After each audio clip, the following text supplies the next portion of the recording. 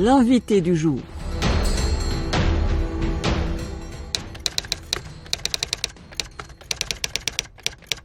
Depuis 1992 jusqu'à la veille de l'accord de Paris, le problème principal qui a retardé un petit peu le processus de gouvernance mondiale du climat, c'est cette question de justice climatique. Ça sur le plan international. C'est que les pays en voie de développement, les pays émergents, refusent de participer à la réduction des émissions des gaz à effet de serre auprès des pays développés ou avec les pays développés parce qu'ils ne sont pas historiquement responsables sur le changement climatique. Mais bien qu'ils ne soient pas responsables du changement climatique, ils subissent gravement les impacts et les implications de ce problème. Et donc là, il y avait une sorte de chantage, c'est que la plupart des pays développés comme les États-Unis, la Russie, etc., ont refusé d'adhérer au protocole de Kyoto et de réduire leurs émissions parce que ils disent que maintenant les pays émergents émettent plus de carbone que nous, donc on fait l'impasse du côté historique des choses. Et deuxièmement, si on s'engage dans la réduction des émissions, les pays émergents vont nous dépasser sur le plan économique et technologique, etc. Donc ce sont des considérations géostratégiques.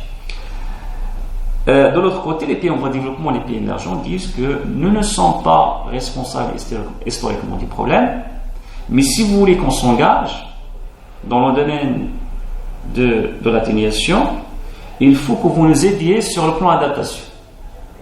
Parce qu'on est obligé de s'adapter avec les impacts du changement climatique, mais on n'a pas les ressources suffisantes. Toutes nos ressources sont dédiées au développement, à la gestion des problèmes classiques. Donc, faites un geste et on peut s'engager. Donc c'est ça, depuis 1992 jusqu'en 2015, c'est le débat qui a dominé les négociations, les COP, et qui relève de la question de justice climatique. En fait, le changement climatique était, une opportunité pour bien saisir la fracture qui existe entre les pays du Nord et les pays du Sud, et même entre les pays du Sud également, prenons les pays émergents avec les pays en voie de développement, les pays moins avancés. Et donc, à un moment, on a commencé à délaisser un petit peu ce discours de Nord-Sud. Le changement climatique a réimposé la problématique Nord-Sud dans l'agenda international depuis 1992. Et donc, le changement climatique était vraiment un objet de discorde entre les pays du Nord et les pays du Sud. Ça de manière générale. Mais en même temps, il ne faut pas oublier que même au sein des pays du Sud, il y a des pays qui ne veulent pas que le changement climatique soit gouverné de manière très avancée. Prenons l'exemple des pays producteurs du pétrole, qui relèvent du Sud, qui parfois ont la possibilité d'être en alliance avec des pays développés juste pour bloquer un petit peu le processus. Okay?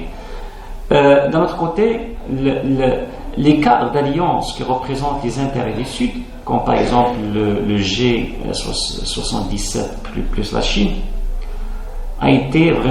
qui a été formé depuis les années 70, a été vraiment très très influent durant toutes les négociations sur le changement climatique depuis 1992 jusqu'à maintenant.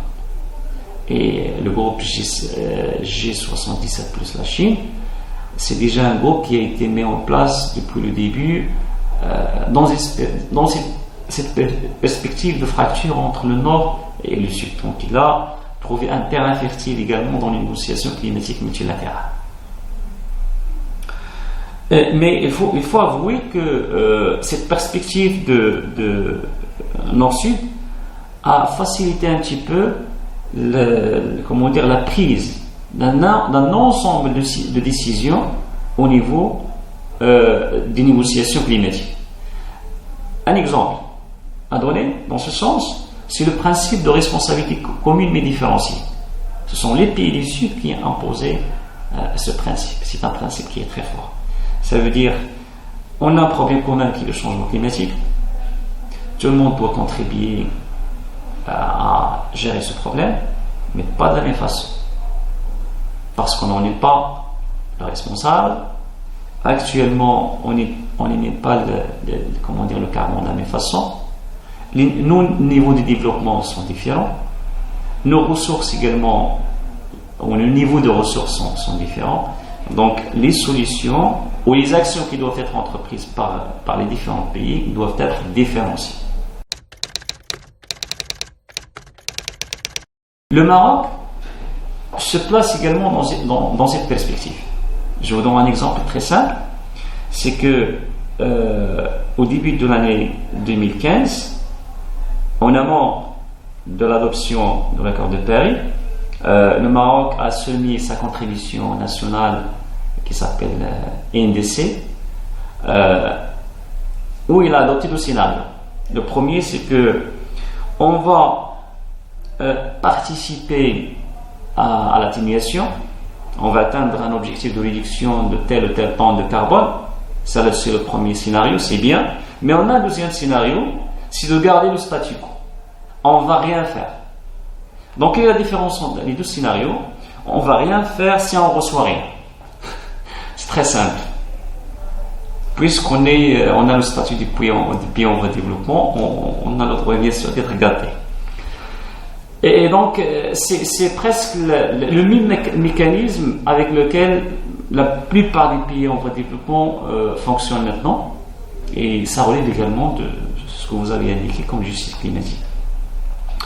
La mise en place du fonds du climat relève également de la justice climatique.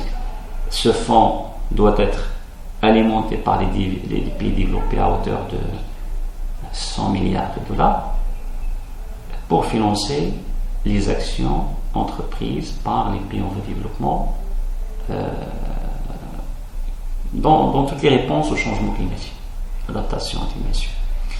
Et donc, vous voyez que la justice climatique, comme référentiel, a été mise en pratique par l'adoption de ces principes de manière évolutive. Par exemple, l'accord de Paris a adopté une clause qui s'appelle perte et dommage, loss and damage, qui va ouvrir bien sûr une fenêtre, une porte pour les pays en voie de développement ou les pays gravement impactés par le changement climatique pour demander des dommages dans le futur. Malgré que l'accord de Paris n'a pas bien développé la clause pour qu'il ne soit pas assorti des mécanismes de compensation. Mais au moins, on a adopté le principe. Peut-être dans les prochaines négociations, on peut aller